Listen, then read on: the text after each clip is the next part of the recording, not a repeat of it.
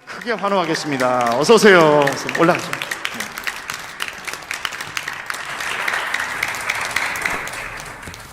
네, 여러분 반갑습니다. 별로 안 반가운 것 같은데. 여러분 반갑습니다. 네, 안녕하세요. 저는 우리 목사님께서 소개해 주셨던 대로 합동신학대학원에서 실천신학이지만 그 중에서도 기독교 교육학을 가르치고 있는 이동열 교수예요. 여러분, 오늘 여러분 만날 생각에 정말 설레는 마음으로 이렇게 기쁜 마음으로 달려왔어요. 사실 월요일, 화요일, 목요일 이렇게 서울에서 2번 그리고 부산에서 1번 이렇게 세미나를 하는 걸로 알고 있었는데 코로나 때문에 이렇게 만나지 못하고 그래도 오늘 월요일은 같이 이렇게 만나서 너무 감사하고 기뻐요. 여러분 그런 얘기 있죠? 혹시 들어보셨어요? 모모의 진심인 편 여러분 들어보셨죠? 여러분은 모모의 진심이세요? 누군가가 저에게 묻는다면 저는 이렇게 대답할 거예요. 저희가 이제 고양이를 좋아하거든요. 저희 집에서 고양이를 키워요. 저희 집에서 키우는 이루라는 고양이인데 저는 고양이의 진심인 편이에요. 고양이 너무 좋아해요. 그리고 매일매일 커피를 한 2-3잔씩은 마셔요. 그래서 역시 커피의 진심인 편이에요. 뭐 커피 중에서도 라떼를 좋아해요. 네, 그래서 커피의 진심인 편이에요. 만약에 여러분에게 누군가가 너는 뭐의 진심이야? 라고 물어본다면 여러분은 뭐라고 대답하겠어요? 여러분 핸드아웃 다 있죠? 이거 있죠? 이거 여기에 첫 페이지에 딱 펴보면 나는 뭐뭐의 진심인 편이다 라는 이렇게 빈칸이 있어요. 거기다 한번 적어보세요. 그리고 그림도 한번 그려보세요. 그림도 한번 그려보고 적어보세요. 나는 뭐의 진심인가? 내가 뭐에 정말 마음을 담아서 살고 있나? 네, 한번 적어보세요. 시간을 한 1분 정도 드릴게요. 짧게. 머릿속에 그냥 딱 떠오르는 거 그걸 한번 적어보세요. 나는 뭐의 진심이다.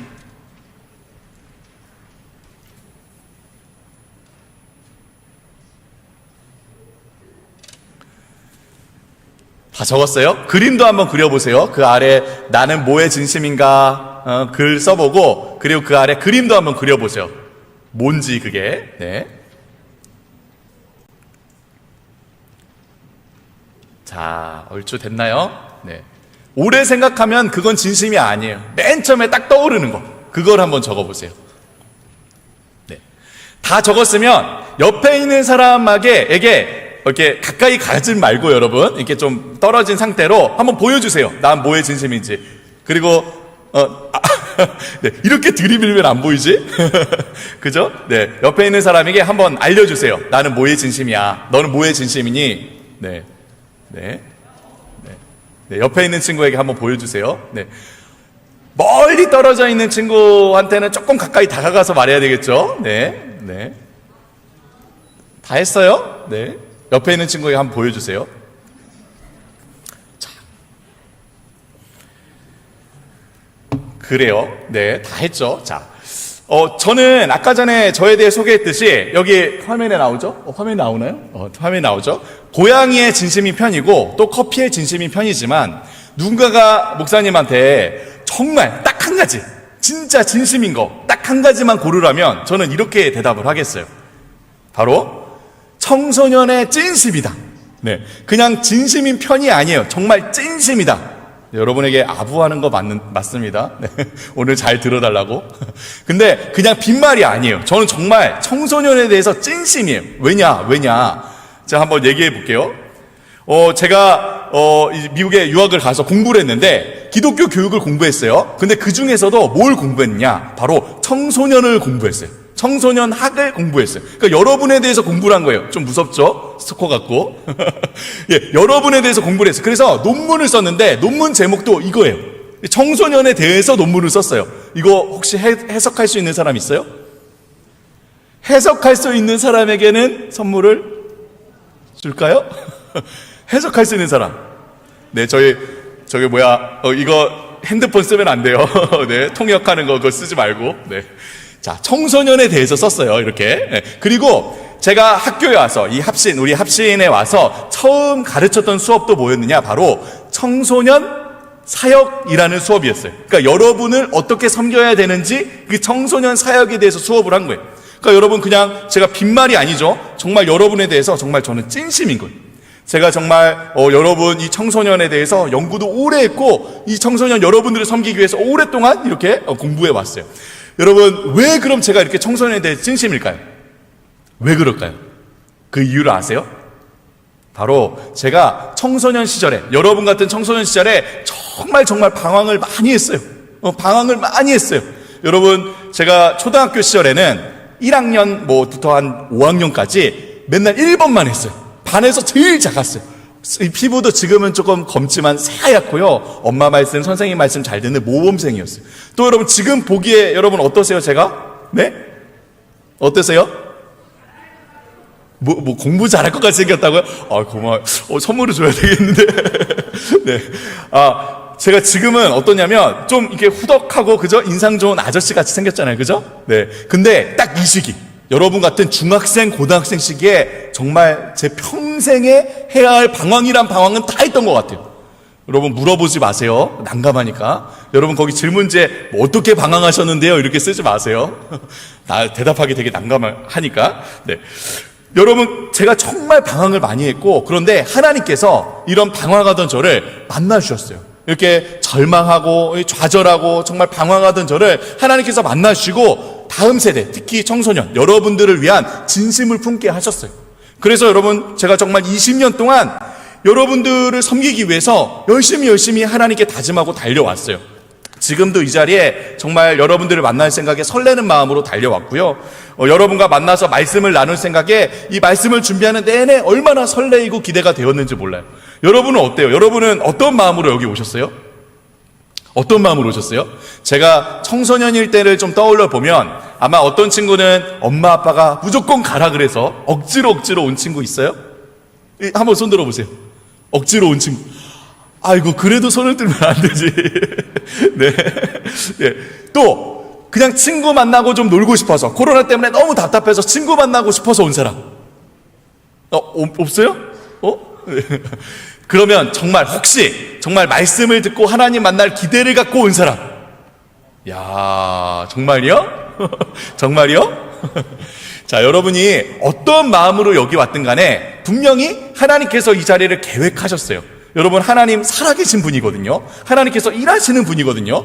이 자리를 하나님께서 계획하시고 여러분이 마음을 열면, 기대하는 마음으로 마음을 열면 하나님께서 분명 이 시간을 통해서 일하실 거예요. 우리 한번 이 성경 말씀 다 같이 한번 읽어볼까요? 시작.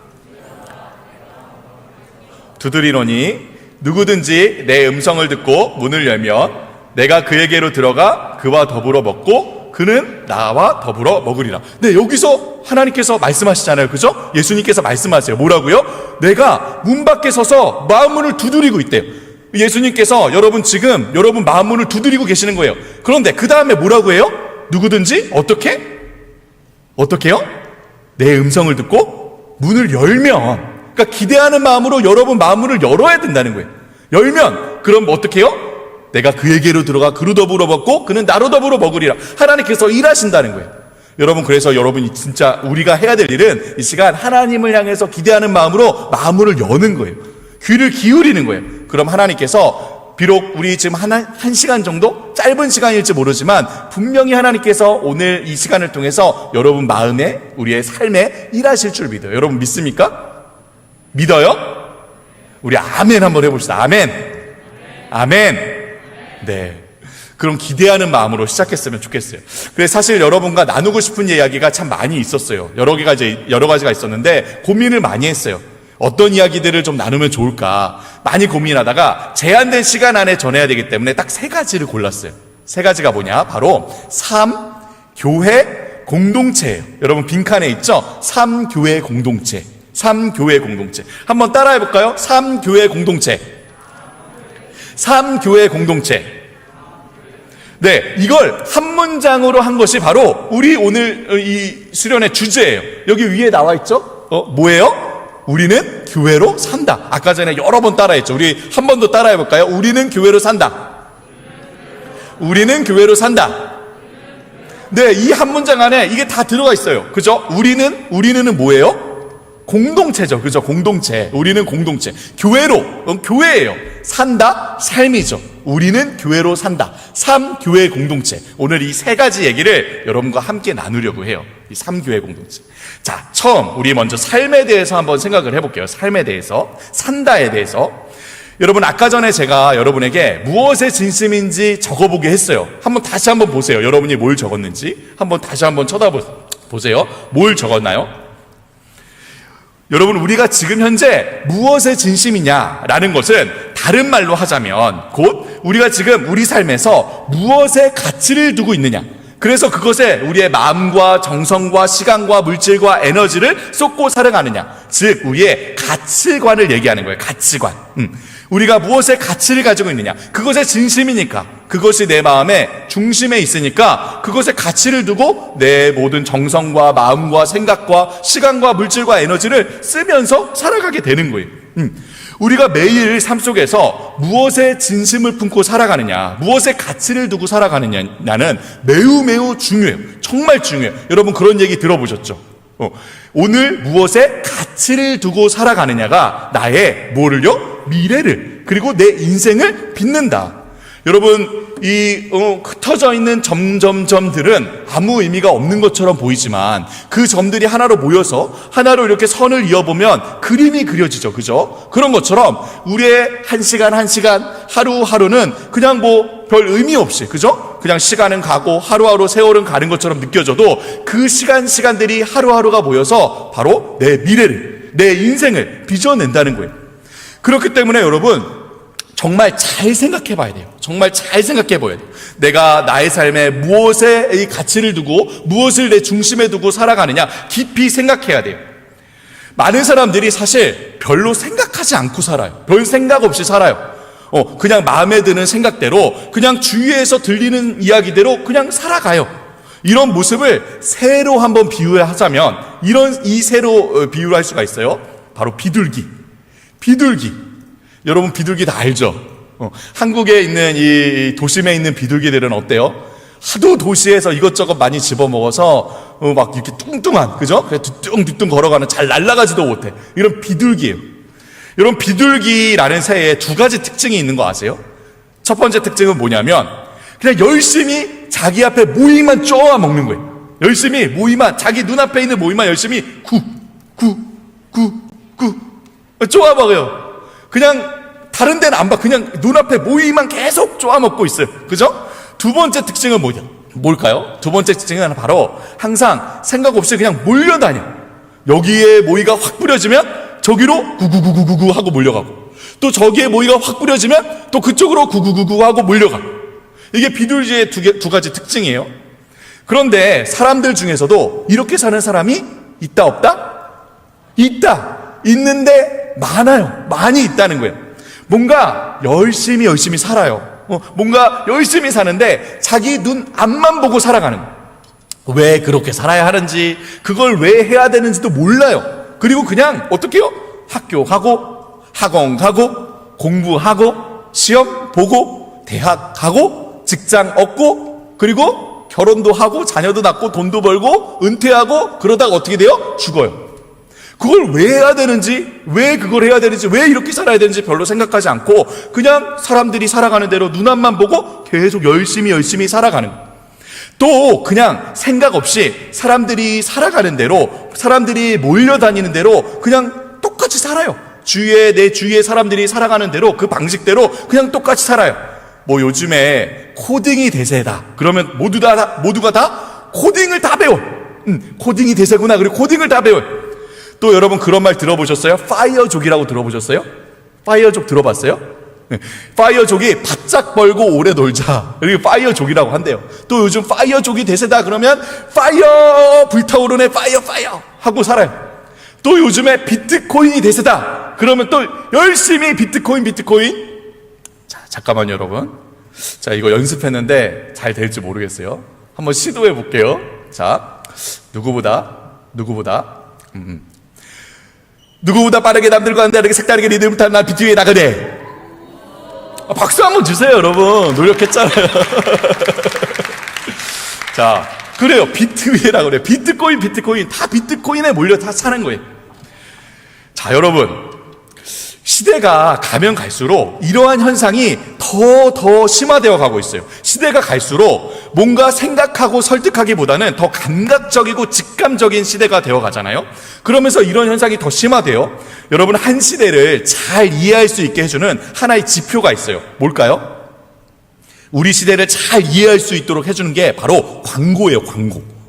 여러분, 광고 하나 내려면 얼마나 많은 돈을 들여요. 그죠? 그거 한번 찍으려고 하면, 또 그거 TV에 내보내려고 하면 어마어마한 돈이 들거든요. 그래서 정말 사람들에 대해서, 이 사람들의 심리에 대해서 열심히 연구하고, 이 시대에 대해서 열심히 연구해서, 그래서 광고를 만들어요.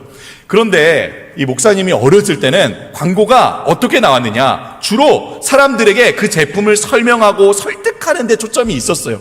그래서 제품을 만드는 회사는 어디고, 이 제품이 뭐 누구에게 필요하고 어떤 효과가 있고 얼마나 만족할 수 있는지 계속 설명을 해요. 설득을 해요. 그래서 여러분, 제가 광고를 보여드리지 못하지만 한번 이거 보세요.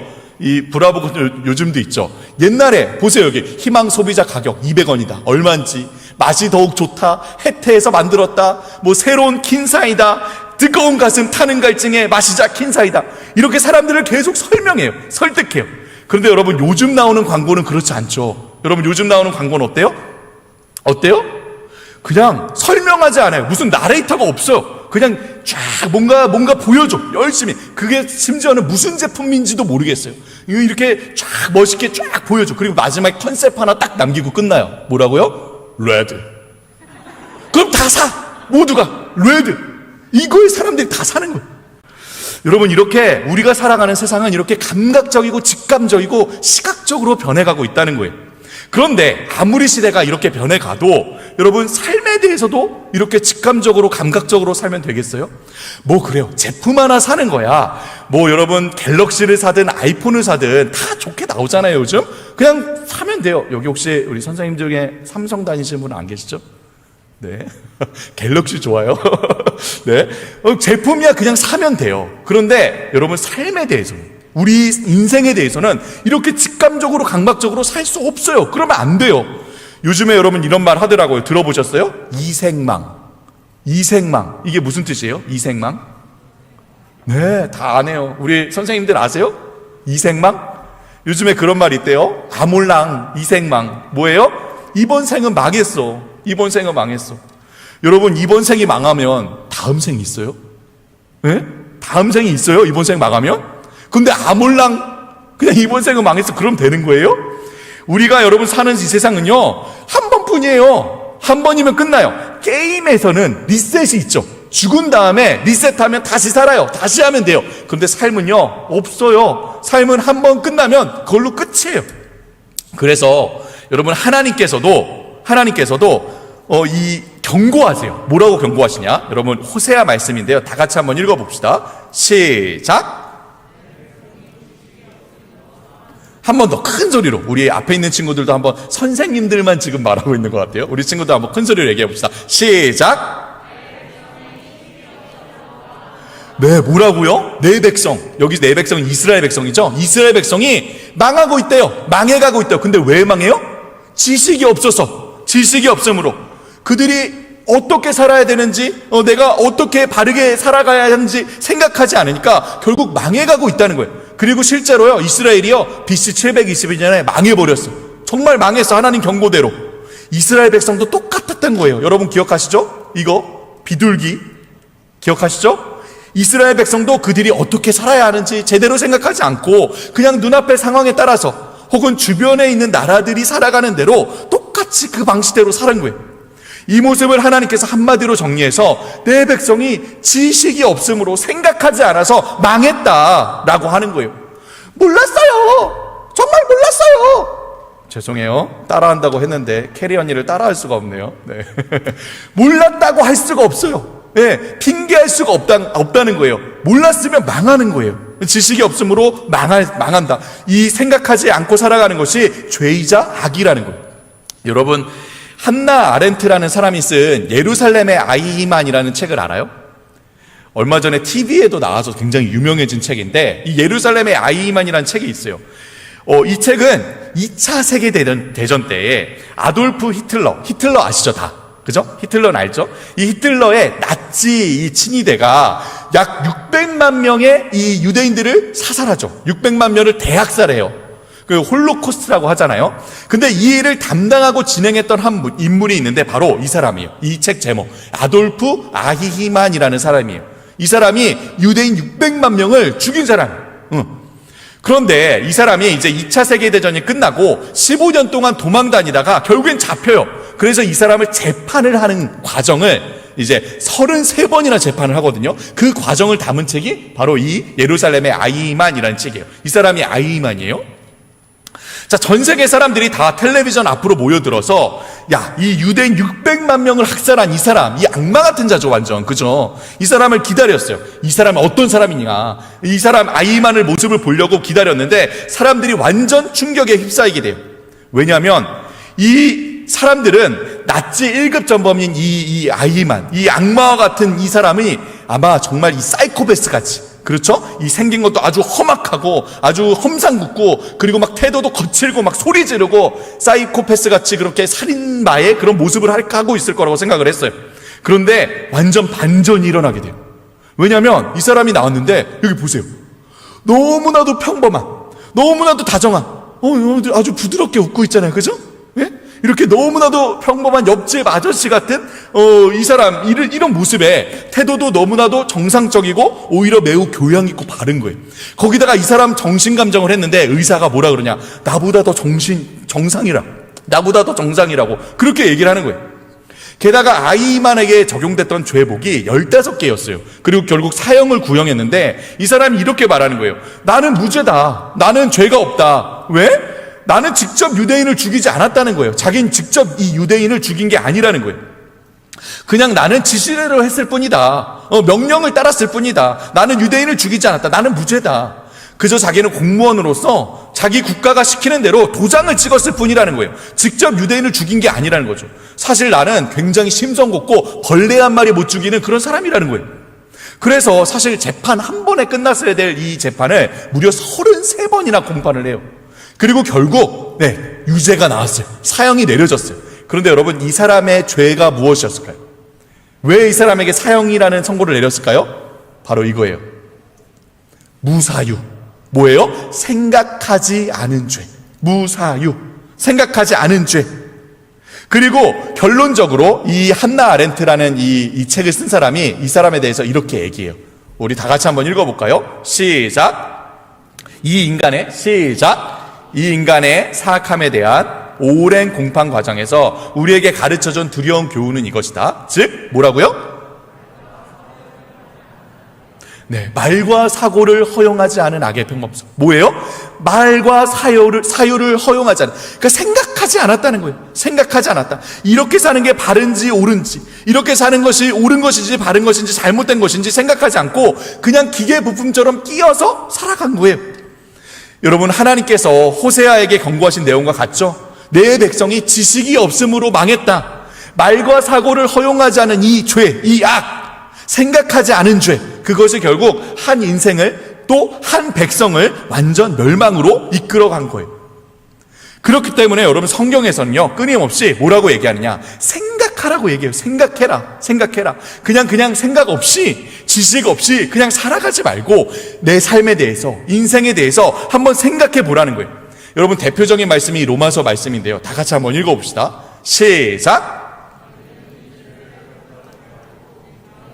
새롭게 함으로 변화를 받아 하나님의 선하시고 기뻐하시고 온전하신 뜻이 무엇인지 분별하도록 하라. 아주 유명한 말씀이죠, 그죠? 여기에서 정확하게 얘기해요. 뭐 하라고요? 분별하라. 생각하라는 거예요. 생각해라. 이 세대를 본받지 말고 그냥 사람들이 살아가는 방식대로 똑같이 그냥 그렇게 살지 말고, 내 옆에 있는 친구들이 살아가는 대로 그냥 똑같이 살지 말고 분별해봐라, 생각해봐라 라는 거예요. 그런데 여기 로마서 말씀에서 명확하게 생각하고 분별하는데 무엇을 기준으로 생각하는지 나와요. 뭐를 기준으로 생각해야 되는지. 무엇이죠? 바로 하나님의 선하시고 기뻐하시고 온전하신 뜻. 다른 말로 하면 하나님의 말씀을 기준으로 생각하라는 거예요. 하나님 말씀을 기준으로 생각해라. 왜일까요? 왜? 바로 하나님의 말씀에 근거해서만이 그저 이 한 점 한 점, 한순간 한순간을 살아가는 우리, 그저 한 시대를 살다가 죽는 우리, 이 우리의 시야를 높여서 제대로 보고 제대로 생각하고 제대로 분별할 수 있기 때문이에요. 여러분, 성경에서 생각하다라는 이 단어가 많이 등장하는데요. 그 중에 한 단어가 아인이라는 단어가 있어요. 아인.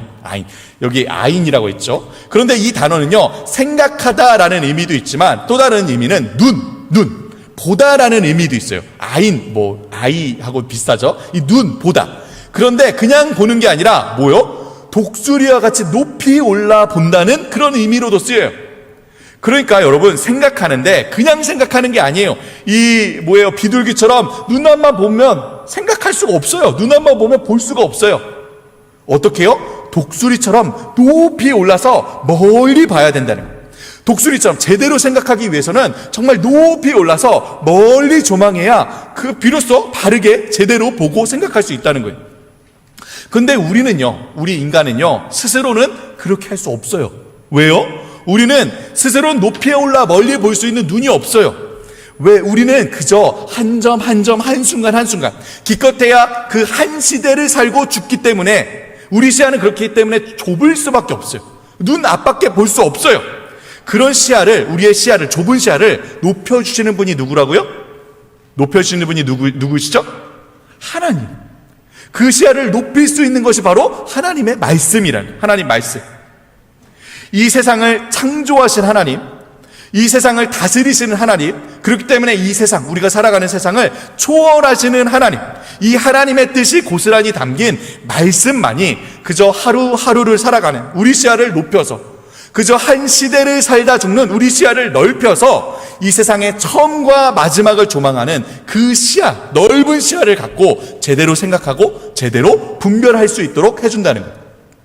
그래서 여러분, 시편 139편에 이런 말씀이 나와요. 여러분, 다 같이 한번 읽어봅시다. 시편 100, 좀 길지만 다 같이 한번 읽어볼까요? 시작! 지으시며 나의 모태에서 나를 만드셨나이다.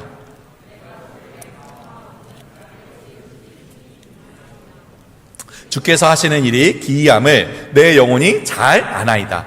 내가 은밀한 데서 지음을 받고 땅의 깊은 곳에서 기이하게 지음을 받은 때에 나의 형체가 주의 앞에 숨겨지지 못하였나이다. 내 형질이 이루어지기 전에 주의 눈이 보셨으며 나를 위하여 정한 날이 하루도 되기 전에 주의 책에 다 기록되었나이다. 네, 하나님께서 우리를 지으시고 만드시고 나게 하신 분이라고 하죠. 그죠? 따라서 그냥 한순간 한순간 이 시간을 살아가는 우리는 알지 못하는 이 은밀하고 기묘하고 기이한 이 일을 우리를 초월하시는 하나님이 다 아신다는 거예요. 그리고 이렇게 우리 인생의 처음과 마지막을, 또 이 세상의 처음과 마지막을 다 아시는 이 하나님께서 바로 그 일을 어디에요? 주의 책에, 이 하나님의 책에 분명히 알려주셨다는 거예요. 따라서 우리는 정말 우리 삶에 대해서 제대로 보고 바르게 생각하려면 어떻게 해야 할까요? 우리 인생을, 이 세상을 초월하시는 하나님, 그 하나님의 뜻을 분명히 밝혀 알려주신 하나님의 말씀을 봐야 되는 거예요. 말씀을 보아야 하는 거예요. 그리고 여러분, 하나님께서 이 성경 속에서 우리에게 보여주시는 이 세상에 대한 관점, 여러분 들어보셨나요? 혹시 세계관? 세계관 들어보셨어요? 세상에 대한 관점, 우리가 세계관이라고 하잖아요. 그죠? 이 성경에서 알려주는 이 성경적인 세계관, 이 세계관을 가지고 있을 때에 비로소 우리가 어떤 인생을 살아야 하는지, 여러분 들어보셨죠? 인생관, 그죠? 바른 인생관을 갖게 되고, 그리고 이렇게 성경적인 인생관을 가지고 있을 때 매일매일 우리가 무엇에 진심을 품고 무엇에 가치를 두고 매일매일 인생을 살아가야 하는지 바로 성경적인 가치관을 알게 되는 거예요. 여러분, 다시 한번 봅시다. 성경적 세계관, 성경에 담겨있는 이 세상에 대한 높고 넓은 관점, 이 세상의 처음부터 마지막까지를 포괄해주는 이 높고 넓은 관점, 뭐죠? 성경적 세계관, 그죠? 이 세계관이 우리로 정말 이번 생은 망하지 않을 올바르게 살아갈 뭐죠? 인생관을 갖게 하고, 그런 인생관이 있어야 매일매일 어떻게 살아가야 할지, 무엇을 진심으로 품고 살아가야 할지 이 가치관을 갖게 된다는 거예요. 여러분 한번 따라해 봅시다. 성경적 세계관, 성경적 인생관, 성경적 가치관. 좋아요. 네, 맞아요. 자, 이 성경적 세계관, 성경적 인생관, 성경적 가치관을 갖고 있을 때 우리가 비둘기가 아니라 독수리처럼 높이 올라서 멀리 보고 바르게 살 수 있는 유일한 길이 되는 거예요. 여러분, 정말 성경에는요, 우리가 이 세상에 대해서, 우리 인생에 대해서, 그리고 매일매일 살아갈 우리 삶에 대해서 생각할 기준이 되는 하나님의 선하시고 기뻐하시고 온전하신 뜻이 담겨져 있어요. 그럼 그 하나님의 뜻이 무엇일까요? 하나님께서 우리가 어떻게 살기를 바라실까요? 이제 우리가 두 번째 이야기로 넘어갈게요. 두 번째. 바로 오늘 세 가지 얘기를 하기로 했죠. 삶에 대해서 얘기했고, 지금까지는 이제 두 번째, 교회에 대해서 얘기할게요. 자, 여러분, 삶에 대해서 생각할 때 결론이 뭐였어요? 사는데 그냥 살아서는 안 된다. 그렇죠? 생각 없이 살지 마라. 무사유는 죄이다. 그건 망하는 길이다. 그럼 어떻게 해요? 비둘기처럼 눈 앞만 보고 그저 사람들이 몰려다는 대로 그냥 생각 없이 살지 말고 어떻게 해요? 독수리처럼, 그죠? 높이 올라서 멀리 봐야 한다. 그런데 이렇게 한순간 한순간을 살아가며 그냥 한 인생을 살다 죽는 우리는 절대로 이런 높고 넓은 관점을 가질 수 없다는 거죠. 시간과 공간과 이 육체의 한계에 갇혀있는 우리는 멀리 보고 높이 볼 수 있는 눈이 없어요. 그럼 어떻게 할까요? 요한계시록 1장 8절 다 같이 한번 읽어봅시다. 시작. 나는 알파와 오메가라. 이제도 있고 전에도 있었고 장차 올 자요 전능한 자라 하시더라. 네, 여기 여러분, 알파는 뭐예요? 이 성경이 쓰여진 언어가 헬라어인데 헬라어의 첫 알파벳이 알파고요, 오메가는 마지막 알파벳이에요. 그러니까 영어로 치면 A부터 Z, 그리고 한글로 치면 뭘까요? 기억부터? 네, 한글 다 아시죠, 여러분? 네, 기억부터 뭐예요? 히읗, 그렇죠. 그러니까 하나님이 이렇게 처음부터 마지막이 되신 거예요. 하나님이 이 세상의 처음이시자 마지막이 되시는 거예요. 네, 되신다는 거예요. 하나님이 이 세상을 처음 만드시고 다스리신 분이고 이 세상을 끝내게 하실 이 마지막이 되시는 분이에요. 그렇기 때문에 우리 그저 그 한순간 한순간을 살아가는 우리와는 달리 이 세상을 초월해 계시는 이 하나님에게 답이 있다는 거예요. 그리고 하나님께서 그 기뻐하시고 선하시고 온전하신 뜻을 그죠? 말씀에 담아 놓으셨다.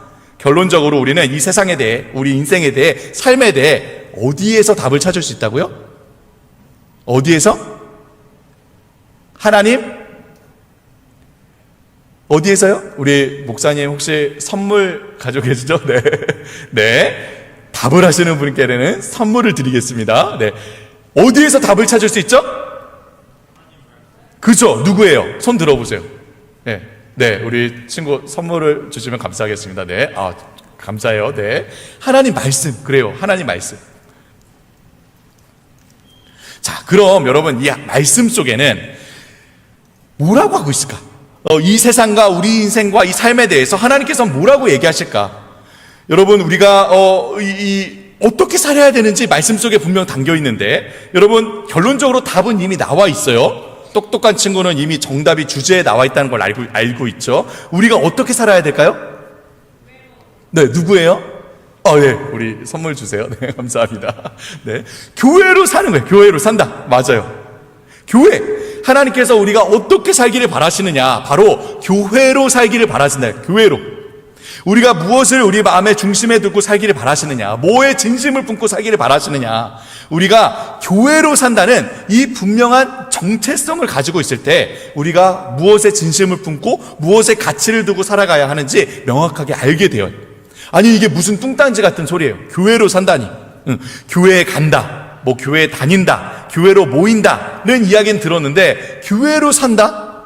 여러분, 교회로 산다가 무슨 뜻이에요? 교회로 사는 건 뭐 어떻게 사는 거예요? 여러분, 지금까지 교회에 대해서 어떻게 생각했어요? 교회가 뭘까요? 교회에 대해서 우리가 갖고 있는 세 가지 선입견이 있어요. 첫째로, 네, 우리는 교회로 산다. 그렇죠? 네, 넘어가서.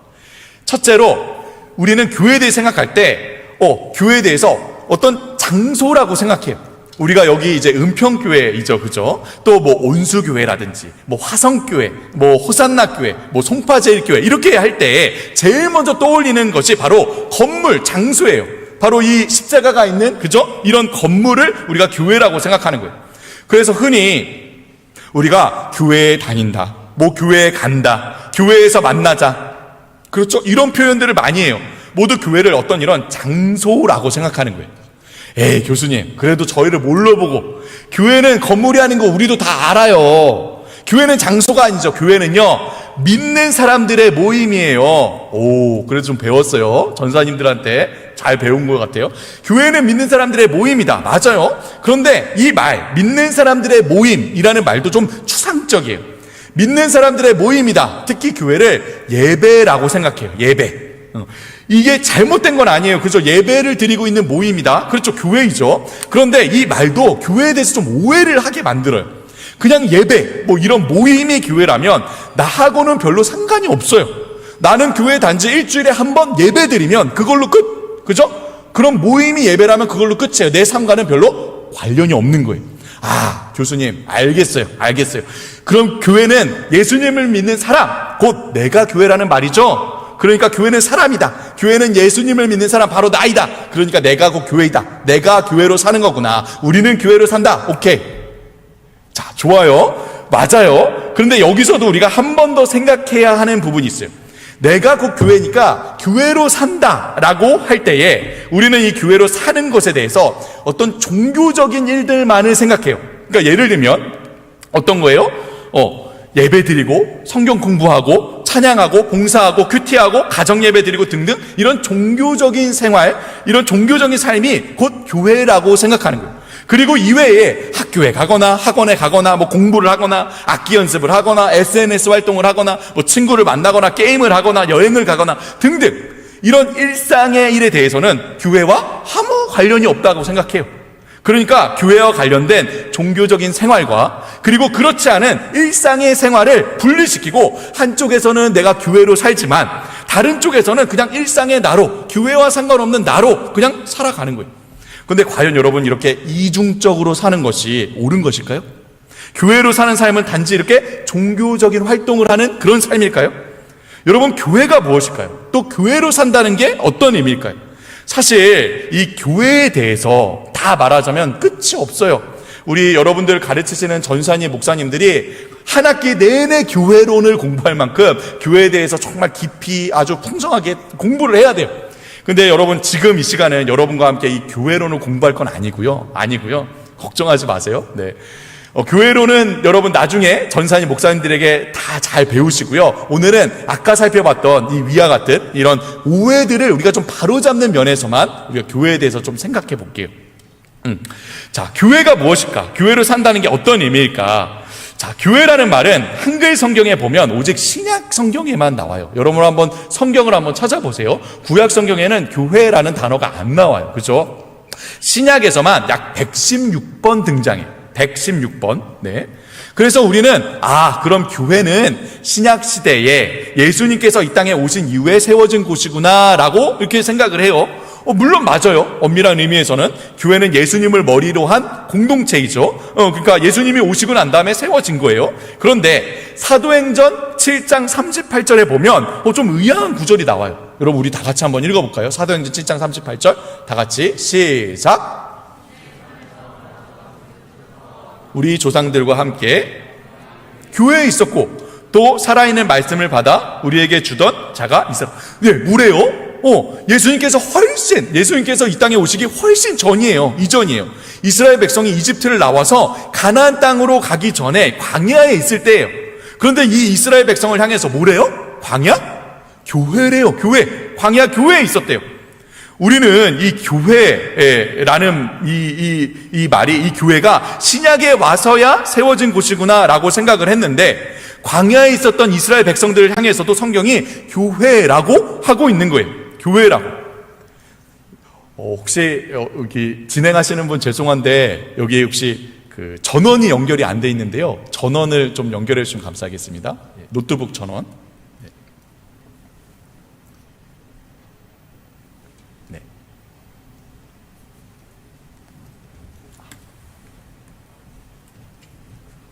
전원이 여기서 이렇게.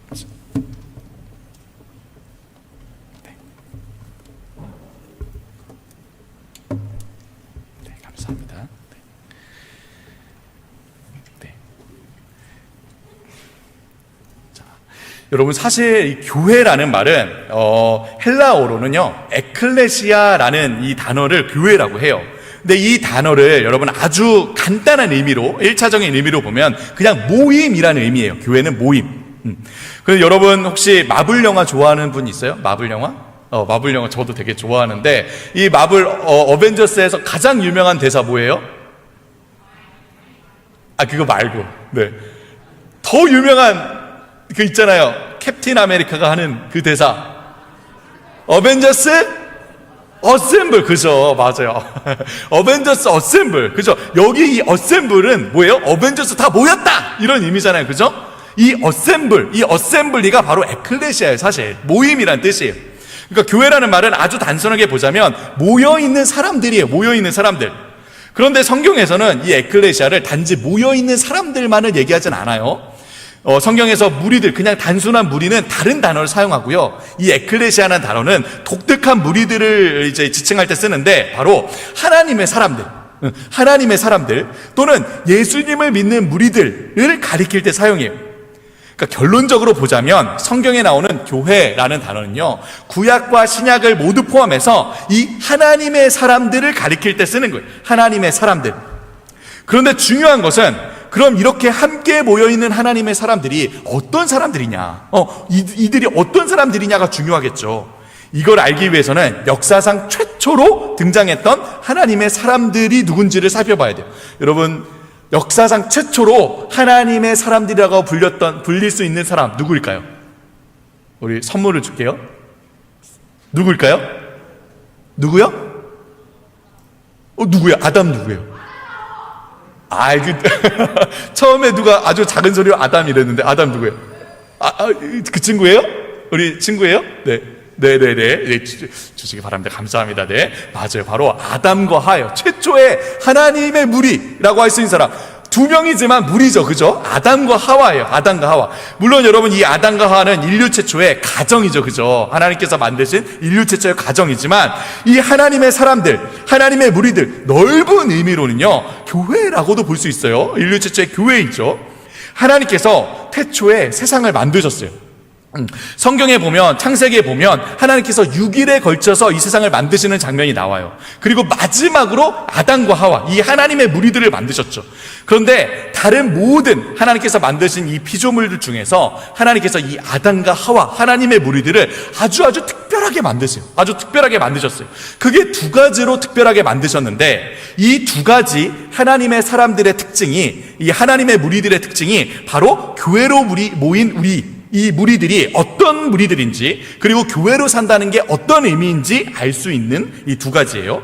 첫째, 하나님께서는 아담과 하와를 어떻게 만드셨냐? 하나님의 형상을 따라 만드셨어요. 하나님의 형상, 하나님의 모습을 따라 만드셨다고 하죠. 사실 이 세상 모든 것들에는 다 하나님이 만드신 것이기에 하나님의 이 형상들이 담겨져 있어요. 여러분, 이 온 우주를 보면 어떤 형상들이 담겨져 있어요? 하나님의 형상들? 어떤 것들이 있죠? 여러분, 이 세상을 보세요. 이 세상을, 여기는 이제 건물 아니지만, 여러분 이 온 우주를 볼 때에 어떤 하나님의 형상들이 담겨 있는 것 같으세요? 하나님의 아름다움, 그죠? 이 아름다운 세상을 볼 때 하나님의 아름다움, 또 하나님의 풍성하심, 그죠? 또 하나님의 아주 정교하심, 또 하나님의 이 광대하심, 그죠? 이런 것들이 다 이 온 우주에 담겨있는 하나님의 형상들이에요. 왜? 하나님이 만드셨으니까 하나님의 이 형상들이 당연히 담겨져 있는 거죠. 그죠? 그런데 하나님께서는 이 인간, 우리 아담과 하와, 이 사람은 더 특별하게 하나님의 형상을 담아 만드셨다는 거예요. 여러분, 여기서 하나님의 형상이라는 것이, 우리는 하나님의 형상대로 만들어졌다 그러면 하나님도 우리처럼 이런 눈, 코, 입 있고 이렇게 손과 발 있고 그래도 하나님이니까, 그죠? 반지의 제왕에 나오는 그 간달프처럼, 그렇죠? 흰색 마법사처럼 수염도 길고, 그죠? 머리도 이렇게 하얀색으로 길고 지팡이 짚고 있고 그런 분이라고 생각하는 사람 없죠? 그죠? 여러분, 하나님은 이런 우리처럼 육체를 가지신 분이 아니죠. 그죠? 요한복음 4장 24절에는 하나님이 영이시라고 하잖아요. 그죠? 우리처럼 이런 육체로, 이 몸으로 성육신 하신 하나님 누구시죠? 예수님이에요. 그죠? 예수님. 여기서 말하는 하나님의 형상은 이런 겉모습을 얘기하는 게 아니라는 거예요. 우리처럼 이런 겉모양을 얘기하는 게 아니라는 거예요. 그럼 하나님의 형상대로 만드셨다고 할 때 이 하나님의 형상이 뭘까요? 바로 하나님의 특성과 하나님의 성품을 얘기하는 거예요. 그러니까 우리 이 사람을 하나님의 특징과 하나님의 성품을 담도록 만드셨다는 거예요. 여러분, 다른 모든 피조물들은 갖지 못하는 사람만이 갖고 있는 하나님의 형상이 있어요. 뭐예요? 우리가 첫 번째로 인격이라고 부르는 것, 우리가 인간의 이 특징, 인간의 격이라고 부르는 것 뭐예요? 지, 정, 의. 그죠? 인간의 지성, 감성, 의지를 우리가 인격이라고 부르잖아요. 물론 동물들도 지능이 있죠. 그죠? 동물들도 감정이 있어요. 동물들도 행동을 해요. 그런데 이 동물의 지정의는요, 사람의 지성, 감성, 의지와 차원이 달라요.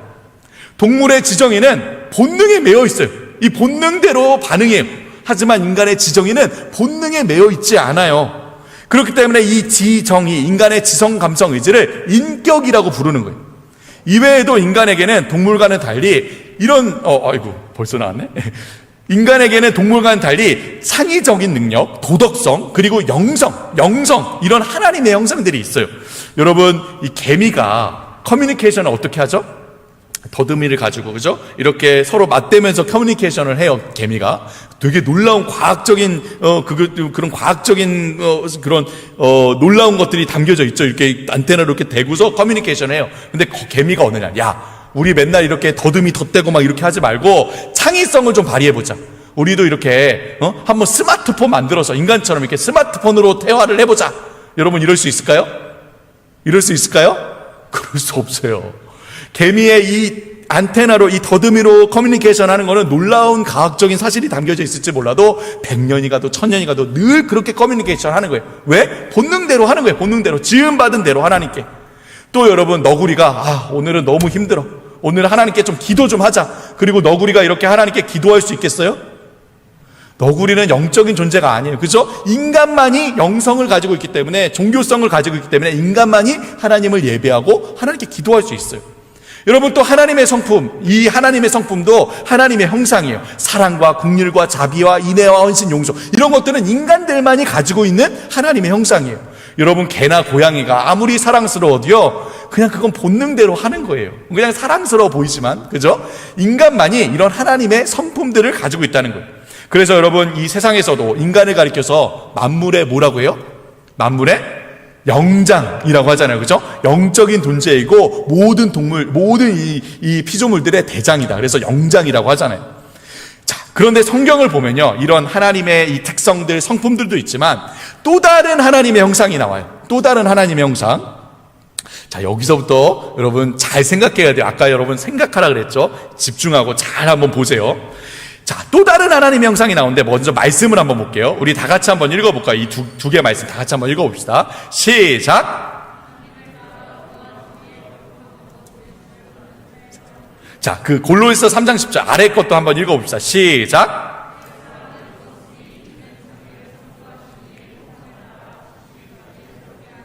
네, 이 두 구절을 통해서 우리가 하나님의 형상, 다른 하나님의 형상을 우리가 볼 수 있어요. 세 가지가 있는데 뭐냐? 바로 의로움과 거룩함과 참 지식이에요. 여러분 다 따라해 보세요. 의로움, 거룩함, 참 지식. 이것도 역시 하나님의 형상이에요. 자, 이 의로움과 거룩함과 참 지식이 뭐냐? 한마디로 말하자면 하나님과의 관계를 중심으로 본 하나님의 형상이에요. 하나님과의 관계예요. 관계. 자, 성경에서 말하는 거룩함, 첫 번째 거룩함부터 봅시다. 거룩함은 뭐냐? 이 거룩은 우리가 보통 홀리 이런 게 거룩이 아니라, 이런 거룩한 분위기가 거룩함이 아니라 하나님께 온전히 구별된 상태를 거룩이라고 해요. 그러니까 존재 자체가 하나님께 구별되고 하나님께 속해 있다, 하나님 편에 속해 있다를 우리가 성경적으로는 거룩함이라 그래요. 두 번째로 참 지식은 스마트하고 똑똑하다라는 그런 의미가 아니라 모든 것을 아시는 하나님께 이 모든 지식의 근거와 판단을 하나님께 두고 있다는 의미예요. 그래서 참 지식을 가지고 있다는 거죠. 세 번째로 의로움은 이 정의의 사도 이런 의로움이 아니라 이 모든 이 옳고 그름, 모든 아름다움과 추함, 선과 악의 기준, 이 기준을 하나님께 두고 있다. 모든 가치 판단을 하나님께 두고 있다라는 의미예요. 즉 한마디로 이 의로움과 거룩함과 참 지식은 하나님의 형상을, 이 하나님의 형상을 한마디로 말하자면 그의 마음의 중심에 하나님께서 계시다는 거예요. 그의 마음의 중심이 하나님께 있다는 거예요. 그리고 자신의 이 주권이 하나님께 있다는 의미예요. 내 주권이, 내 주인이 바로 하나님이시라는 거예요. 하나님을 나의 이 주인이자 왕이자 하나님으로 모시고 살아간다는 거예요. 그렇기 때문에 그 자기 존재의 중심을, 내 존재, 내 나라는 존재의 중심을 나한테 두는 게 아니라 하나님께 두기 때문에 하나님께 거룩하게 구별된 존재인 거예요. 거룩한 존재인 거예요. 그 지식의 중심을 나의 지식, 나의 생각에 두고 있는 게 아니라 하나님의 말씀에 두고 있기 때문에 참 지식을 가지고 있는 거예요. 진리를 갖고 있는 거예요. 그 가치의 중심을 내가 판단하는 게 아니라, 이 가치 판단을 내가 이게 뭐가 옳고 그르고 그거를 내가 하는 게 아니라 하나님께 두고 있기 때문에 의로운 자라고 하는 거예요. 바로 이것이 의로움과 거룩함과 참지식, 하나님을 자기의 왕이자 주인이자 하나님으로 모시고 하나님의 이 말씀을 따라서 하나님을 위해 살아가는 자가 가지고 있는 하나님의 형상이에요. 하나님의 형상. 아까 이야기했죠. 그냥 모여있는 무리는 결코 에클레시아 교회가 아니에요. 에클레시아는 오직 하나님을 믿고 하나님을 중심에 두고 살아가는 하나님의 무리들이에요. 바로 이 하나님의 형상을 갖고 살아가는 거예요. 여러분 다 함께 이것부터 한번 따라서 읽어봅시다. 시작. 존재가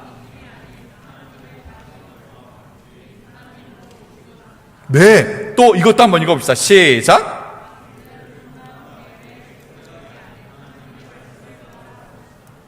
또 마지막으로 시작.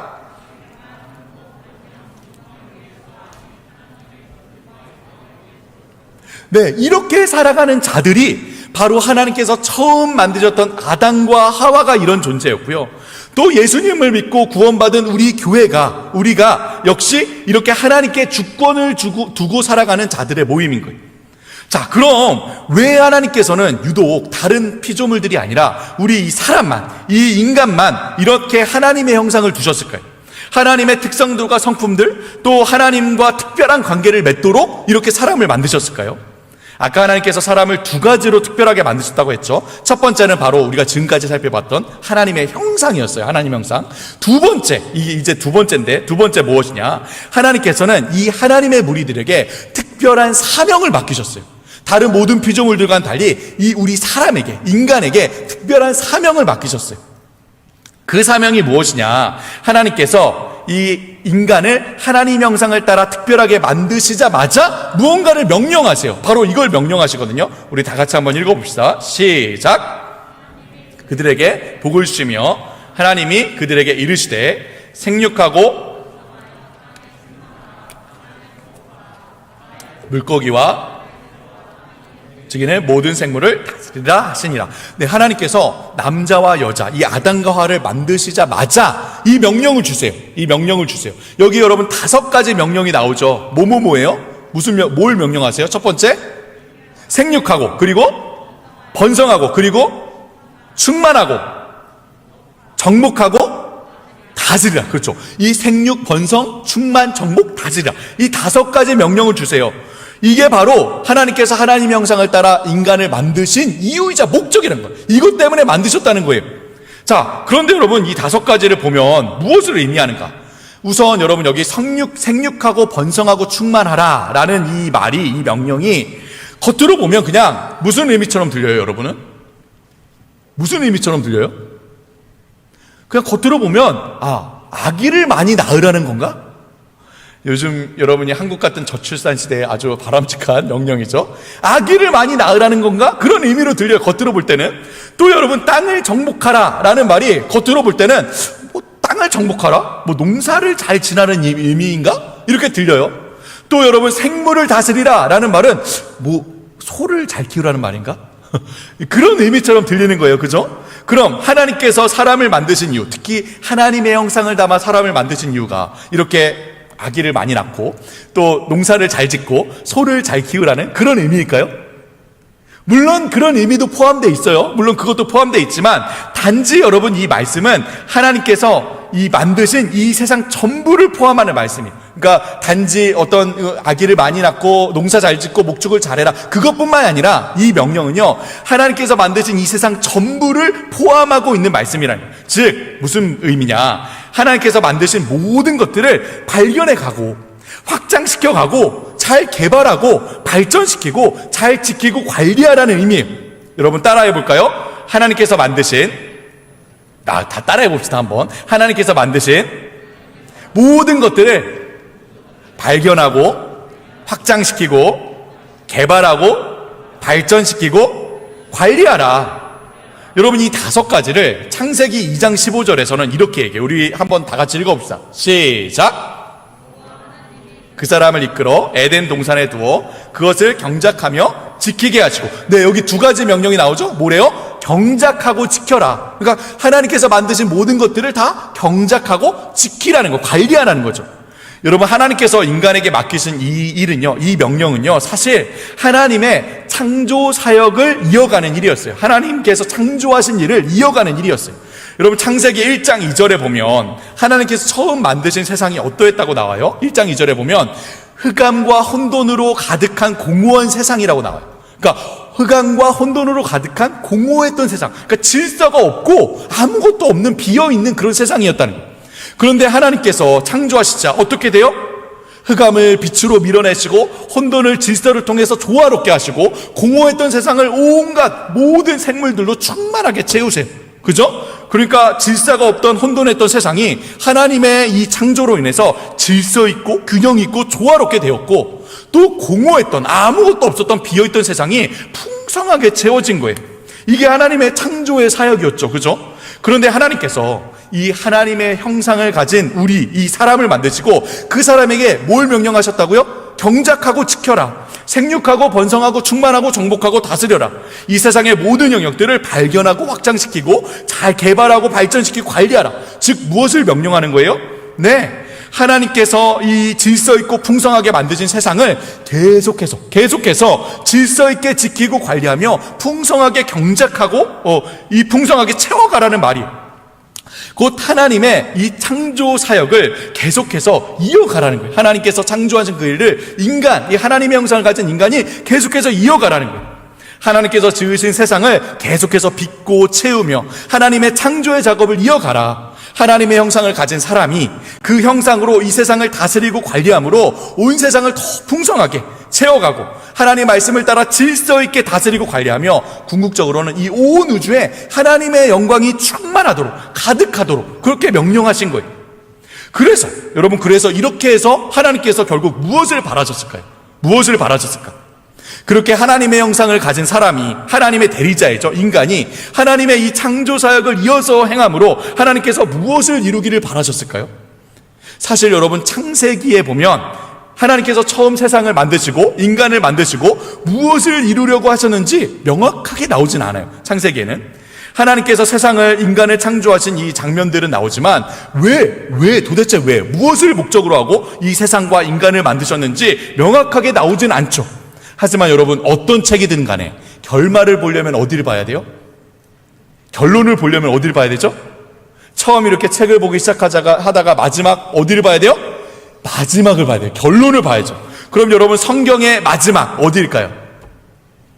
우리 선물을 줄게요. 성경의 마지막 책, 네, 요한계시록. 우리 여기 앞에 있거든요. 맨 앞에 두 번째 줄. 네. 요한계시록. 네, 맞았어요. 요한계시록. 자, 요한계시록. 성경의 제일 처음 하나님께서 세상을 창조하신 창세기 1장 2장과 제일 마지막인 이 요한계시록 21장 22장을 보면요, 매우 유사한 장면이 나와요. 여러분 혹시 데칼코마니라고 아세요? 데칼코마니? 이 그림? 한쪽 면에 이렇게 그림을 해놓고 반으로 접었다 피면 다른 쪽 면에 똑같은 그림이 나오죠. 그죠? 이걸 데칼코마니라고 하잖아요. 성경도 비슷해요. 이와 같아요. 창세기 1장 2장에 이 세상에 이 하나님이 세상을 창조하신 장면과 이 요한계시록 21, 22장에 이 세상이 마지막으로 끝나는 장면, 이 장면을 보면요, 마치 데칼코마니 같이 너무나도 유사한 모습을 보여주고 있어요. 어떤 유사한 장면들이 나오느냐? 자, 한번 봅시다. 어떤 유사한 장면들이 나오느냐? 창세기에 나오는 강들이요, 요한계시록에도 나와요. 창세기에 나오는 이 금은보화에 대한 이 말씀이 요한계시록에도 나오고요, 창세기에 등장하는 생명나무가 요한계시록에도 나와요. 지금 여러분 자세히 다 볼 수는 없지만 여러분 한번 보세요. 창세기 1, 2장과 요한계시록 21, 22장을 보면요, 너무 유사한 부분들이 많이 있다는 거예요. 그런데 너무나도 유사한 이 두 부분에 아주 결정적인 차이가 있어요.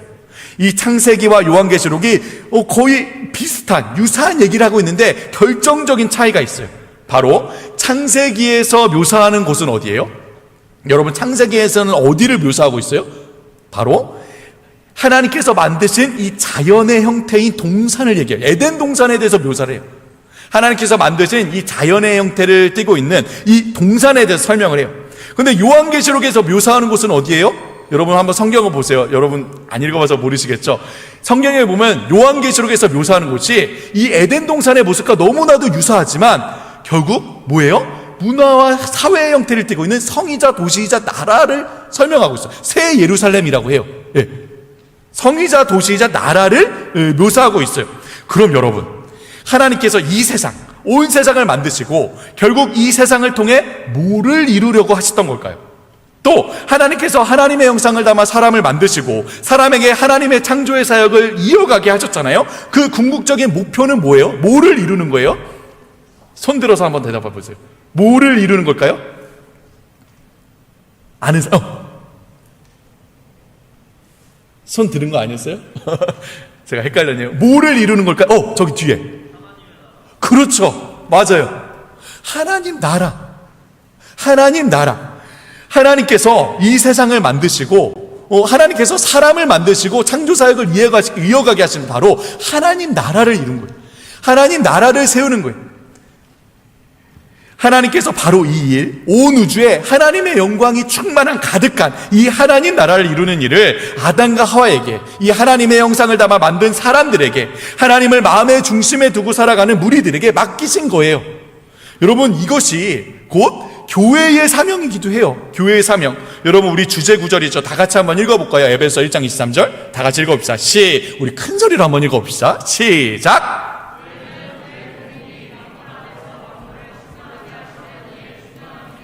네, 여기서 뭐래요? 교회는 그리스도, 예수 그리스도의 몸이래요. 바로 머리이신 예수님의 몸으로 예수님의 손과 발이 되어서 어떻게 해요? 이 세상 만물 안에서 만물을 충만하게 하시는 하나님의 뜻을 따라서 온 우주에 하나님의 다스림이 임하고 하나님의 영광이 찬란하게 빛나는 그 나라, 바로 하나님 나라를 이루는 거예요. 여러분, 여기 글씨 한번 다 따라해 볼까요? 처음부터 머리이신부터 따라해 봅시다. 시작. 머리이신 예수님의 몸으로 손과 발이 되어. 두 번째, 시작. 세 번째, 시작. 네 번째, 시작. 맞아요. 바로 하나님 나라를 이루어가는 거예요. 바로 그 일을 하나님의 형상을 따라하는 거예요. 하나님의 형상을, 하나님께서 주신 지정의를 사용해서 하나님께서 주신 아름다운 선품과 또 창의성을 발휘해서 행하는 거예요. 또 우리가 살펴봤던 또 다른 하나님의 형상, 바로 뭐예요? 거룩함, 의로움, 참지식. 그죠? 이 일을 하나님을 마음의 중심에 두고 하는 거예요. 내가 중심에 서서 내 마음과 내 생각을 따라서 내 행복과 성공을 위해 내 나라를 세우는 게 아니라 온 우주의 왕이자 주인이신 하나님을 중심에 두고 하나님의 말씀과 뜻을 따라서 하나님의 영광과 기쁨을 위해 하나님 나라를 세우는 거예요. 하나님 나라를 세우는 거. 여러분, 우리가 교회로 산다는 게 바로 이런 의미인 거예요. 우리가 교회로 산다. 따라해보자. 우리가 교회로 산다. 우리는 교회로 산다. 네, 우리는 교회로 산다. 뭐예요? 하나님을 우리 왕으로, 주인으로 삼고 하나님의 말씀과 뜻을 따라서 하나님의 이 통치가 이 땅 가운데 임하도록, 하나님의 영광이 가득하도록 하나님 나라를 이루어가는 일이라는 거예요. 그런데 그 일을 우리의 모든 삶을 통해서 하는 거예요. 우리의 모든 삶을 통해서.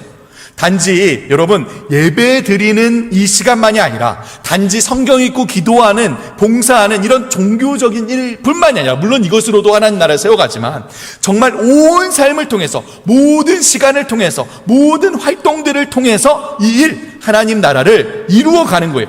아까 우리가 여러분 교회에 대해서 오해하지 말아야 된다고 했잖아요. 뭐라고 했죠? 교회는 단지 예배드리는 모임만이 아니다.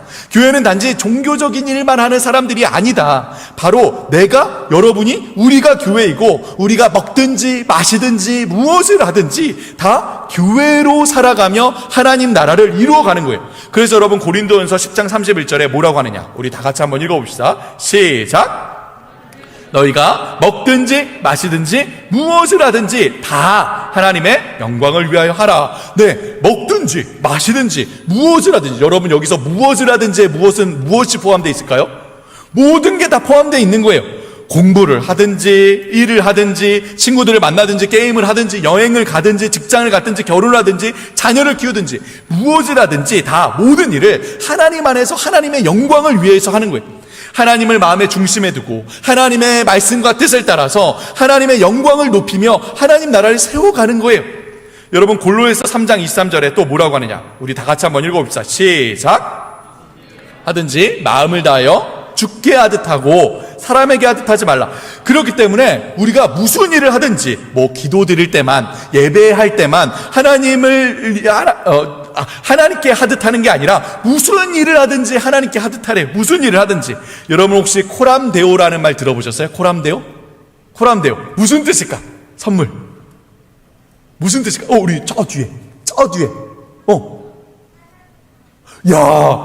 우리 박수 한번 주세요. 초등학생인 것 같은데. 네, 여러분 긴장하세요.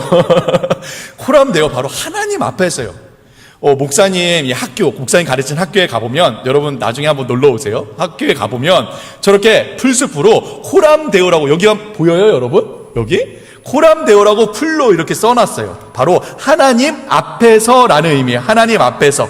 예, 그러니까 무슨 의미예요? 하나님 앞에서 언제든지 어디에 있든지 무슨 일을 하든지 하나님 앞에서 살아가는 거예요. 그때에 이 하나님의 무리들, 우리가 살아가는 삶을 통해서 하나님의 통치와 다스림이 이 땅에 임하고 그 자리에 하나님 나라가 임하는 거예요.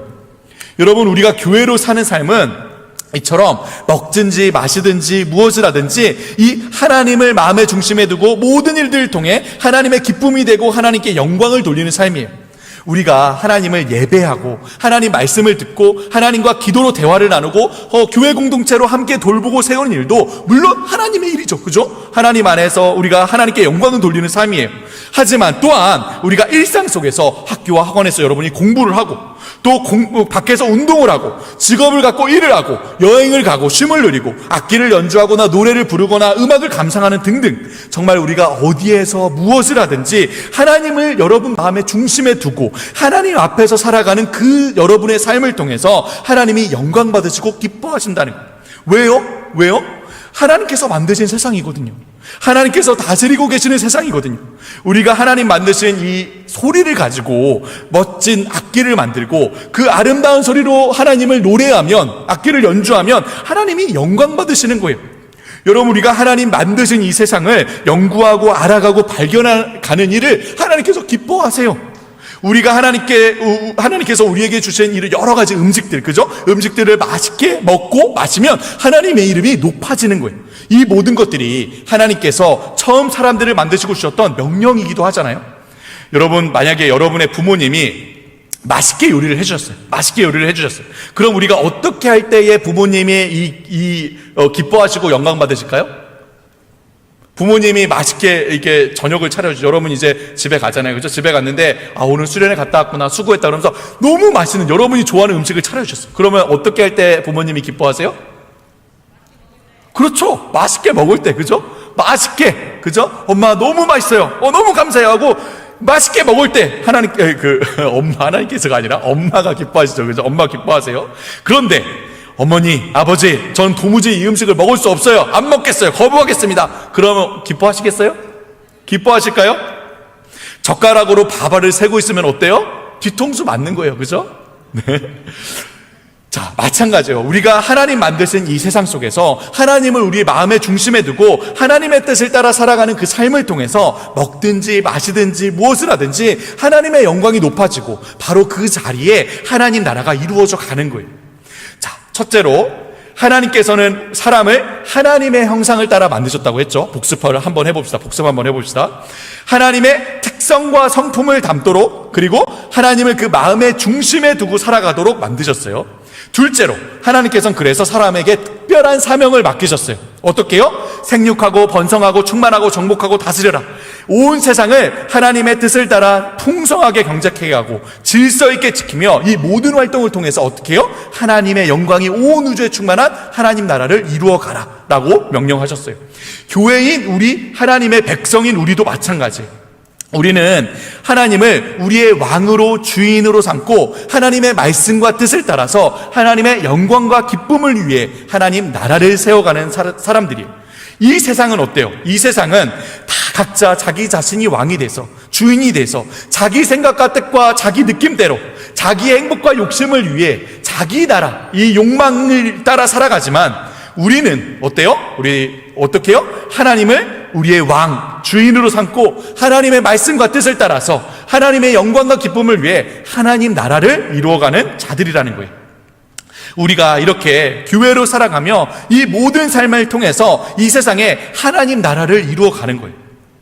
우리가 주일에 교회로 모여서 하나님을 예배하고 말씀과 기도로 하나님과 교제하는 시간을 통해서 뿐만 아니라 우리가 일상에서 하나님을 마음의 중심에 두고 행하는 모든 일들을 통해서 하나님을 영화롭게 하고 하나님께 영광을 돌리며 하나님 나라를 세워간다는 거예요. 여러분, 이것을 아브라함 카이퍼라는 목사님이 이렇게 얘기했어요. 같이 한번 읽어봅시다. 시작. 좀 여러분 어려운 말이죠. 또 이 말도 한번 읽어봅시다. 시작.